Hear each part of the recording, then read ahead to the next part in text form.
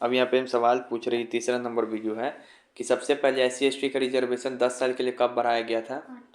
कैसे याद कराए थे? तुम्हारी रिजर्वेशन 8 से तुम्हारी रिजर्वेशन हम 10 साल के लिए और बढ़ा दे रहे हैं, ठीक है। उसके बाद है यहाँ पे, फिर इसमें 95, उसके बाद है यहाँ पे कि निम्नलिखित में से कौन सा संविधान संशोधन पहला संवैधानिक संशोधन था जिसे संविधान के अनुच्छेद 368(2) के परंतु अपेक्षा के अनुरूप राज्य विधानमंडलों द्वारा अनुसमर्थित किया गया। मतलब बोल रहा है कि हम बताए थे कल कि आर्टिकल 368 में किसी भी संविधान संशोधन करने की दो प्रक्रिया है।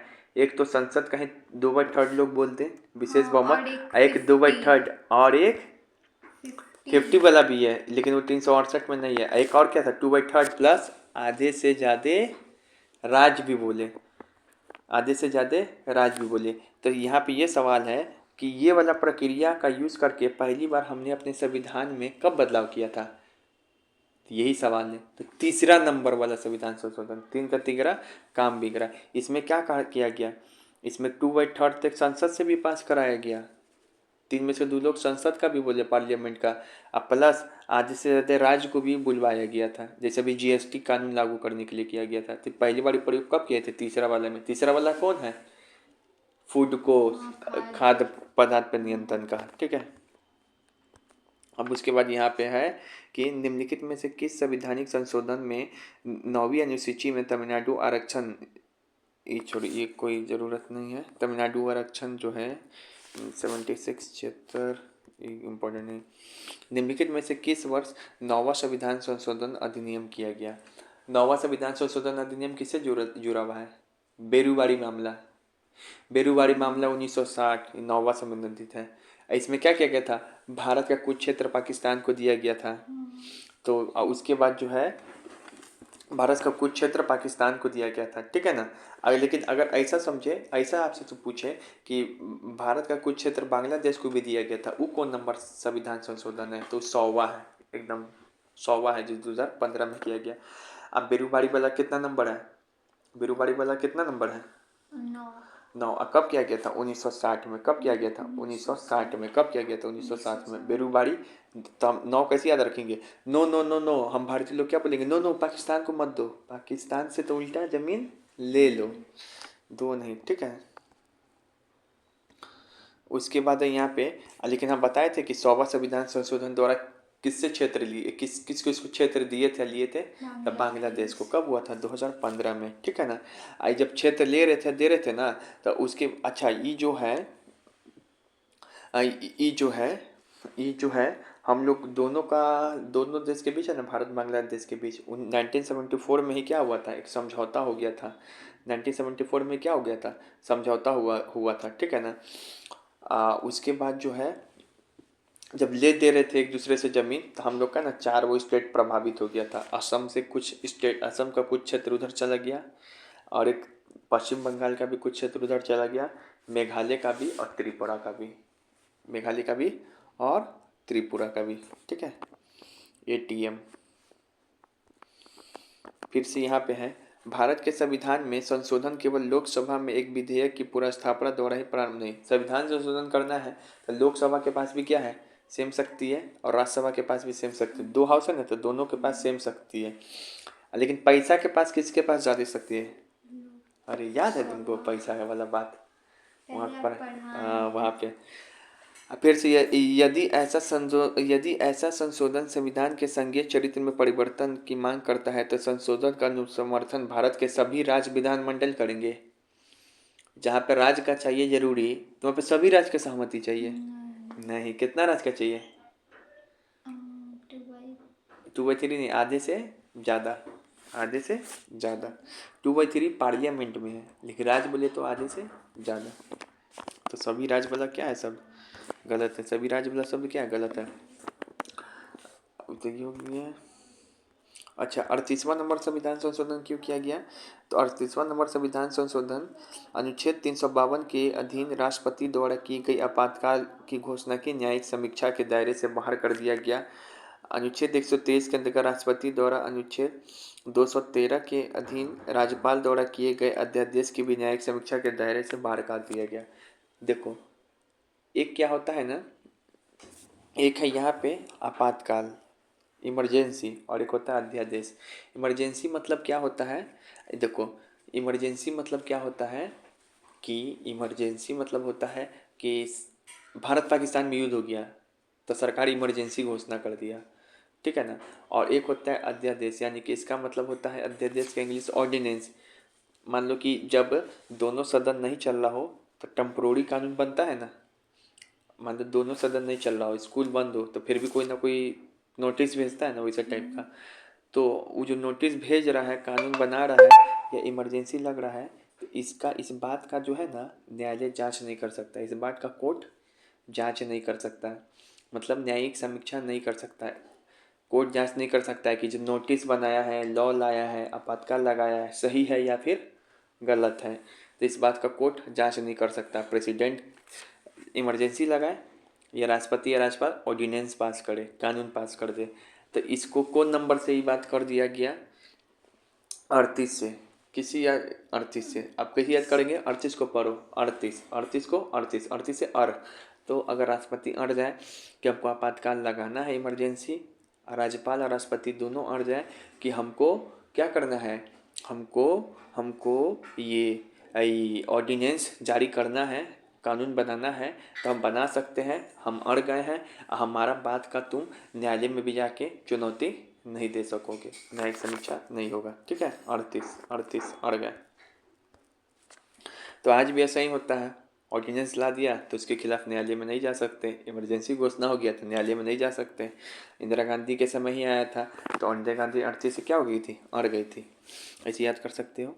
उसके बाद है, निम्नलिखित में से किस संविधान संशोधन अधिनियम ने मौलिक अधिकारों की सूची से संपत्ति का अधिकार हटाया। बता, संपत्ति का अधिकार कौन छीन लिया था, मोरारजी देसाई की सरकार 44 नंबर का कॉन्स्टिट्यूशनल अमेंडमेंट के द्वारा, जो 1978 में आया था। उसके बाद है यहाँ पे कि 1988 में 61 नंबर संविधान संशोधन अधिनियम से, देखो 1988 में आया है। हाँ देखो एक चीज़ बता रहे हैं, पहले ना हम वोटिंग देता है, वोट कब दोगे वोट तुम अब, 18+। हाँ 18+ में दोगे। लेकिन 1988 से पहले ना तुम वोट 18+ में भी नहीं, जब तुम 21 साल के होते थे ना तब देते थे। लेकिन ये 21 साल से हटा के 18 साल कब किया गया, तो 1988 में किया गया। किस नंबर के संविधान संशोधन से, 61 नंबर के संविधान संशोधन से, ठीक है। और ये जो 61 नंबर का संविधान संशोधन है, ये लागू कब से हुआ था ये बात, तो ये 1989 से लागू हुआ। लेकिन ये संविधान संशोधन किया कब गया था, तो 1988 में, एक साल पहले, एक साल बाद लागू हुआ, ठीक है। तो 61, 69 नहीं, 61। पहले 21 था उम्र वोटिंग का, अब 18 कर दिया गया, समझ में। अब उसके बाद यहाँ पे, which constitutional amendment increase the retirement age of the member of the state public service commission and joint public service commission 60 to 67। हम बताए थे कि जैसे कि पहले जो कोर्ट का जो जज होता है तो उसका भी रिटायरमेंट का एज बढ़ा दिया गया था 15 कॉन्स्टिट्यूशन अमेंडमेंट से। 62 हाँ 60 से 62। लेकिन 40 नंबर 1 से क्या किया गया कि जो जज के अलावा जो और सरकारी अधिकारी होता है तो उसके लिए कर दिया गया इसमें व्यवस्था, ठीक है।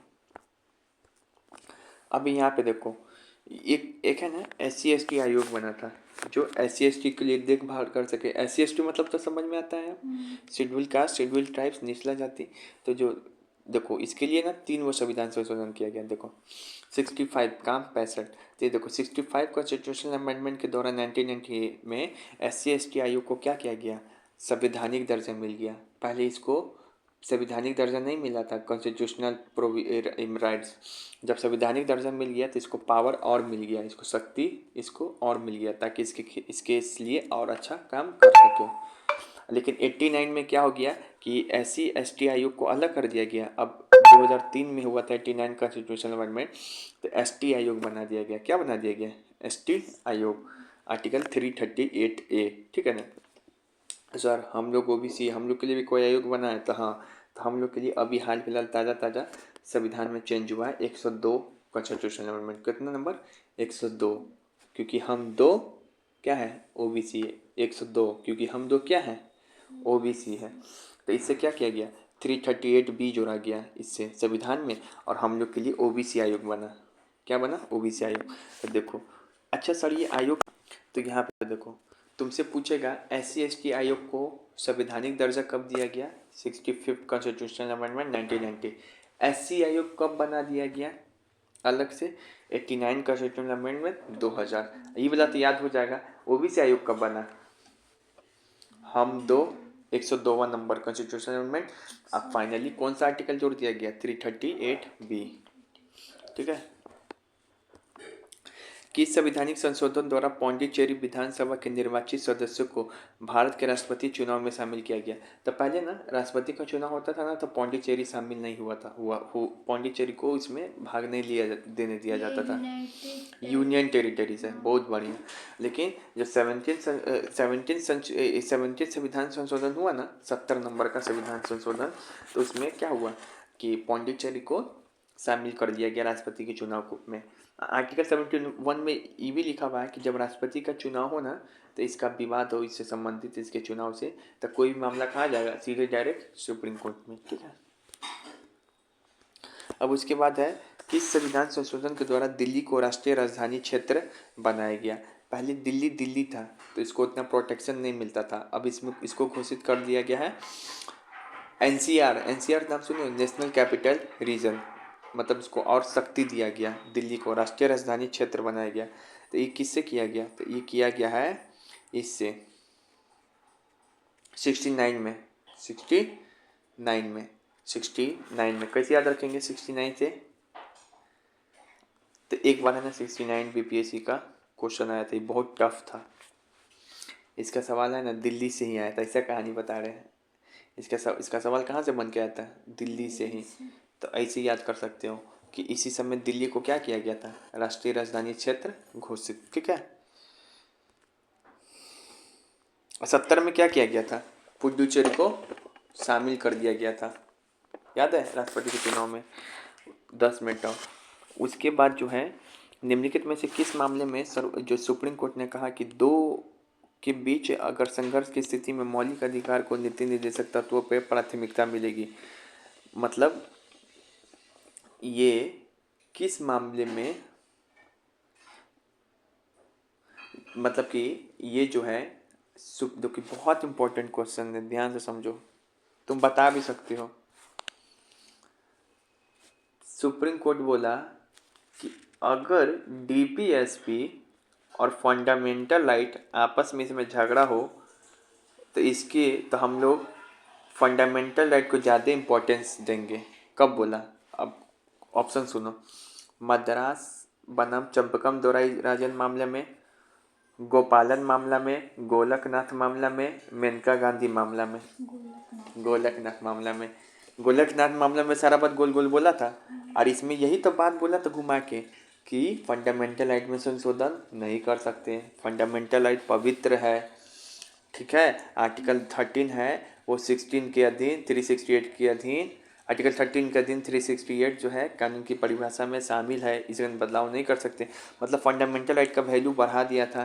तो इसी फंडामेंटल राइट को कम करने के लिए गोलकनाथ के विपरीत इंदिरा गांधी 2 संविधान संशोधन करती। बता दे, अपने तो मार खा जाएगा। कौन नंबर? 24 और 25। अब बहुत बढ़िया, अब तुम समझ रहे ना कहा। ठीक है। फिर से यहाँ पे है कि उच्चतम न्यायालय के निम्नलिखित निर्णयों में से किसमें कहा गया कि राज्य के नीति निर्देशक सिद्धांत मौलिक अधिकारों को स्थगित नहीं कर सकता? अब यहाँ पे देखो, अब चंपकम दोराई राजन से, अब चंपकम दोराई राजन मामला था, उसमें भी बोला था एक बार कि जो डीपीएसपी है वो फंडामेंटल राइट को कम नहीं कर सकता, इसमें भी बोला हुआ है। ठीक है। अब यहाँ पे अनुच्छेद 32 के तहत सर्वोच्च न्यायालय का दरवाजा खटखटाने से, इसको इसे कर ले रहे हम लोग, सबसे बढ़िया थोड़ा बड़ा कर ले रहे हैं। इसमें ये भी बोला, अब ये वाला सवाल है इसमें कि जब अनुच्छेद 32 के तहत सर्वोच्च न्यायालय का दरवाजा खटखटाने से पहले प्रथम बार अनुच्छेद 226 की सहायता लेना आवश्यकता नहीं है, कब बोला? तो देखो यूपीएससी में पूछा है। अरे तो याद है रमेश थापर मामला में बोला था बोलने की आज़ादी में कि तुमको अगर बोलने की आज़ादी पे रोका जा रहा है तो तुम कहीं पर भी जाके तुम पहले जा सकता है, या तो सुप्रीम कोर्ट या फिर हाई कोर्ट। क्योंकि वो तुम्हारा फंडामेंटल राइट है। तो रमेश था पर मामला में। रमेश तुम कहीं भी जा सकते हैं, ऐसे याद कर दो। फिर है अब यहाँ पे इस सबको मिलाना है। ये मामला है किसमें क्या बोला गया। गोपालन मामला किससे संबंधित था, तो निवारक अवरोध प्रक्रिया से। तुमको नहीं पढ़ा है। रमेश थापरा मामला बताओ, स्वतंत्र भाषण पे रोक पे, भाषण पे। शंकरी प्रसाद मामला संविधान संशोधन की शक्ति से, याद है शंकरी प्रसाद मामला में ही तो किस संविधान संशोधन को चुनौती दिया गया था, फंडामेंटल और राइट कितना नंबर वाला को, डी कितना नंबर वाला संविधान संशोधन को चुनौती दिया गया, पहला ही को तो चुनौती दिया गया था। ठीक है। चंपकम दोराई राजन मामला किससे संबंधित है, वो लड़की वाला मामला, पढ़ने के लिए उसको घुसने नहीं दिया था शिक्षण संस्थान। ठीक है। उसके बाद यहाँ पे कि article 31B of Indian constitution validation of the certain acts and regulation deal with the, ये तो फंडामेंटल राइट 31B 31A ये सब तो उसके लिए ही लाया गया था, संपत्ति के अधिकार के। फिर यहाँ पे भारत के संविधान में निम्नलिखित में से कौन सा अनुच्छेद 14 और अनुच्छेद 19 में उल्लिखित मौलिक अधिकारों के अपवाद है। तो हम बताए थे कि आर्टिकल 14 और आर्टिकल 19 इस दोनों में संपत्ति के अधिकार से संबंधित बात है, और इस दोनों को ऊपर दे दी थी इंदिरा गांधी किस वाले में, आर्टिकल 31A और 31C को, 31A और 31C से ऊपर दे दी थी, भले इस दोनों को ऊपर दे दी थी, दोनों DPSP को। 31A 31B 31C। 31A में क्या बोली थी कि आर्टिकल 30 जब आर्टिकल 31 लागू होगा तो 14 और 19 नंबर आर्टिकल जो DPA फंडामेंटल राइट है वो तुम्हारा प्रभावित नहीं होगा। 31C में भी तो यही बात बोली थी जोड़ के। 31B में क्या बोली थी, 9 शेड्यूल जोड़ी थी 31B में कानून बना के। समझ में आ रहा है। पहला संविधान संशोधन से क्या जोड़ी थी, 31A और 31B। 24 से नहीं 25 में क्या जोड़ी थी, 31C। ठीक है। ये 31C में ही बोली थी कि जो तुम्हारा आर्टिकल नंबर 31A और 31B ये दोनों बड़ा है आर्टिकल नंबर 14 और 19 से। फिर से यहाँ पर है कि भारतीय संविधान की जो 9वीं अनुसूची है किस में शामिल है, बता भी बताएं। 9 शेड्यूल किस में शामिल है, 31A B C में, 31 हाँ ए में B 31B में। ठीक है। अब यहाँ पे बोल रहा है फिर से कि भारतीय संविधान के प्रथम संशोधन अधिनियम 1951 में निम्नलिखित में से किस अनुसूची को जोड़ा था, पहली दूसरी तीसरी नौवीं अनुसूची को, 9 शेड्यूल को जोड़ा था 31B में। फिर यहाँ पे भारत के संविधान के निम्नलिखित में से किस संशोधनों ने अनुच्छेद 19 में संशोधन किया और समान रूप से जमींदारी उन्मूलन और विशेष रूप से कुछ निर्देशित अधिनियमों को संवैधानिक वैधता को पूरी तरीके से सुरक्षित, तो बताए थे अनुच्छेद 19 में संशोधन, जमींदारी व्यवस्था में संशोधन, सब पहला से किया। इतना सवाल बार बार रिपीट हो रहा है। अच्छा अब तुमसे पूछा जाए 91 नंबर का संविधान संशोधन क्यों किया गया था, तो 91 नंबर का संविधान संशोधन इस कारण किया गया था, ये BSc में भी सवाल पूछा था। तो देखो एक मंत्री परिषद होता है जिसमें मंत्री लोग रहता है, तब मंत्री लोग का संख्या निश्चित कर दिया गया। बोला गया कि मंत्री लोग का संख्या है ना वह लोकसभा का 15% ही होगा मैक्सिमम, लोकसभा का 15%। ठीक है। 91 में किया गया। अब है यहाँ पे कि भारत में जमींदारी प्रथा के उन्मूलन के बारे में निम्नलिखित में से कौन सा कथन सही है, तो जमींदारी उन्मूलन बिल 1949 में पेश किया गया, नहीं 1950, हाँ 1949 में ही पेश किया गया था। इसे नेहरू और जीवी पंत के शक का सामना करना पड़ा, बिल्कुल, क्योंकि उसी समय नेहरू जी क्या थे, PM थे। इसका उद्देश्य जमींदारी व्यवस्था को फिर से स्थापित करना, नहीं, गलत। तो जमींदारी उन्मूलन बिल कब पेश किया गया था, 1949 में ही पेश किया गया। ठीक है। मतलब हम लोग रिपब्लिक कब हुए थे, 50 में, तो उससे पहले ये जमींदारी व्यवस्था का बिल पेश किया गया था। अब यहाँ पे बोल रहा है कि डोंगो, बोगड़ी, संथाली, मैथिली ये सब भाषा भी 8 शेड्यूल में कब जोड़ा गया, इसको ऐसे याद कर सकते हो SDM BDO। संथाली, डोंगो, मैथिली, बोरो, मैथिली, यहाँ पर है डोंगरी, तो ये सब भाषा को कब जोड़ा गया, तो ये सब भाषा को जोड़ा गया 93rd नंबर के कॉन्स्टिट्यूशनल अमेंडमेंट से, सॉरी 92nd सेकंड नंबर के कॉन्स्टिट्यूशनल अमेंडमेंट से 2003 में 2 ठीक है, ये सबको 92 से।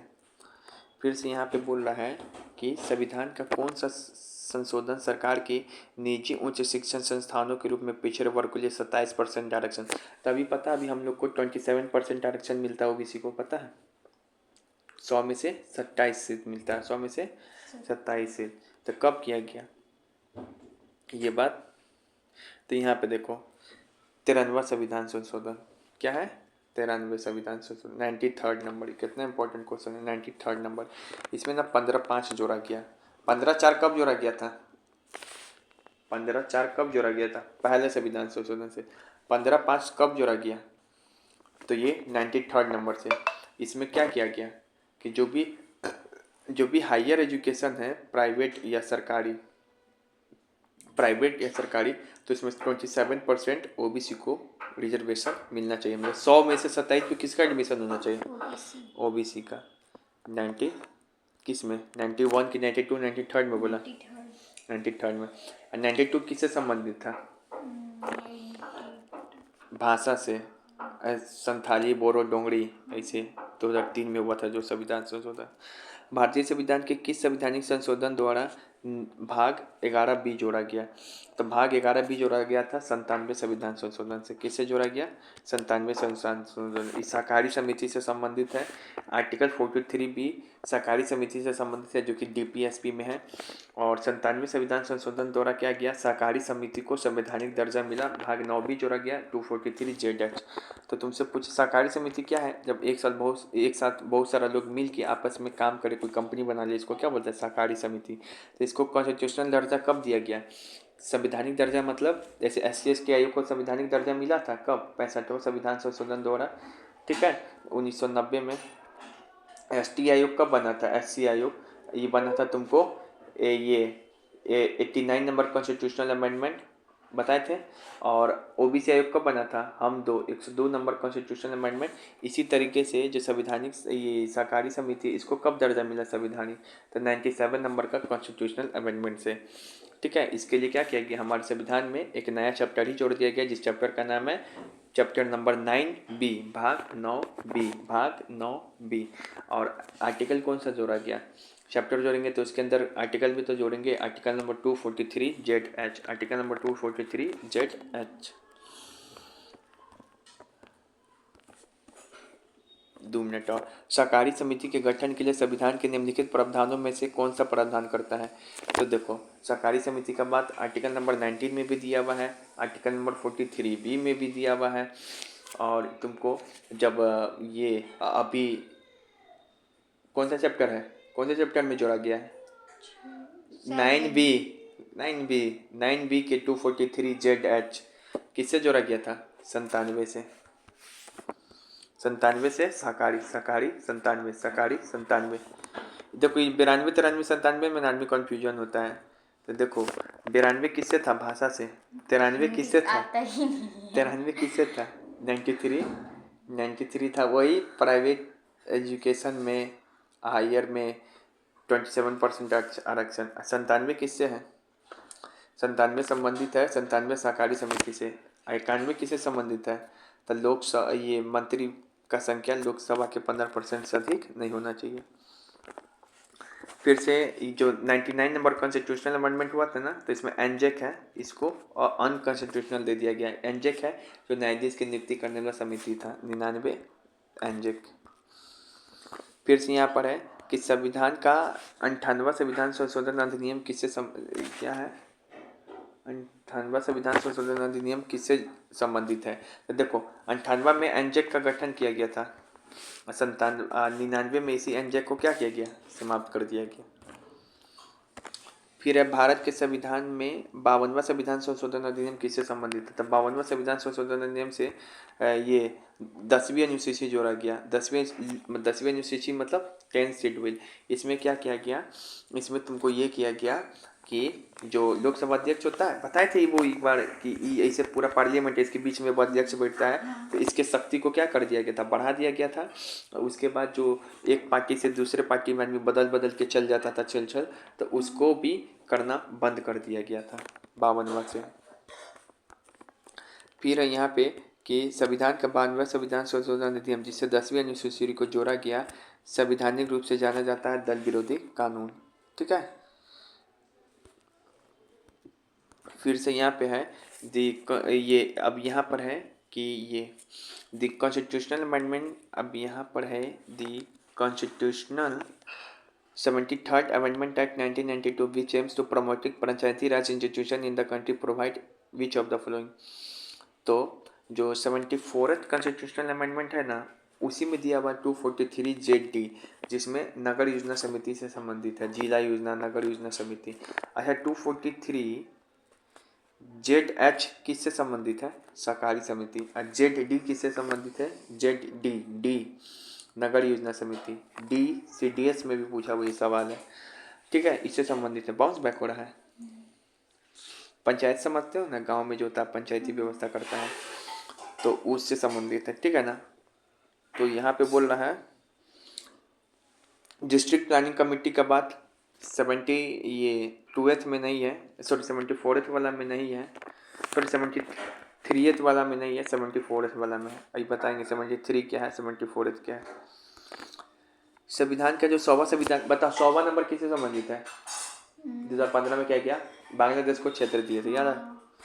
और पाकिस्तान को दे दिया गया था जब नो नहीं दो तो 9वां नंबर के संविधान संशोधन से।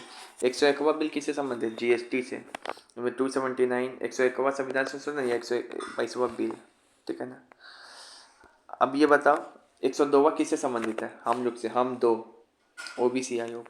याद है 2018 में 123वां बिल 1 2 3 123वां बिल आर्टिकल जोड़ा गया 338B। 100 एक हटाओ यार, ये इम्पोर्टेंट नहीं है। 104वां नंबर किससे संबंधित है? तो 104वां नंबर है 4 से 4। तो SC/ST आरक्षण को ना फिर 10 साल अभी बढ़ा दिया गया है। ठीक है, 2030 तक के लिए कर दिया गया। 104वां नंबर कॉन्स्टिट्यूशन नंबर में 126वां बिल। अब SC/ST का आरक्षण जो 2030 तक फिक्स कर दिया। कब तक का? 2030 तक। कब तक? 2030 तक। ठीक है, याद रहेगा। और साथ ही जो एंग्लो इंडियन का रिजर्वेशन था, वो क्या किया गया? समाप्त कर दिया गया। और लेकिन एंग्लो इंडियन का रिजर्वेशन समाप्त कर दिया, ये भी बात इसमें है। तब उसका एंग्लो इंडियन मतलब क्या है? जो विदेशी था। अब बताओ यहाँ विदेशी कोई रहता है तो इसको क्यों रिजर्वेशन दे? उसके आचार डले उसके हाथ। 104 से समाप्त। अब यहाँ पे जो है SC/ST का हर एक 10 साल में आरक्षण मिलेगा। बढ़ाने का प्रावधान किस में है? आर्टिकल नंबर 334 में। ठीक है। अब यहाँ पे है कि भारतीय संविधान को निम्नलिखित में से कौन सा संविधान संशोधन SC और ST के आरक्षण को लोकसभा राज्य विधानमंडल में एंग्लो इंडियन के प्रतिनिधित्व से संबंधित है? तो यहाँ पे बोल रहा है 79B SC/ST के आरक्षण से संबंधित है और एंग्लो इंडियन के रिप्रेजेंटेशन से संबंधित है। यहाँ पर भी 79th वाला में भी 10 साल बढ़ा दिया गया। अच्छा एक सवाल बता दो तब मान जाएंगे कि तू आज का क्लास अच्छा से किया है। SC/ST का पहली बार आरक्षण 10 साल के लिए कब बढ़ाया गया था? तुम्हारा आरक्षण बढ़ाते हैं 10 साल के लिए 8वां। और अभी कब बढ़ाया गया सबसे लेटेस्ट में? 4 का 4 जाएगा 104वां, जिसे एंग्लो इंडियन का समाप्त कर दिया गया था 2030 तक के लिए ना। हाँ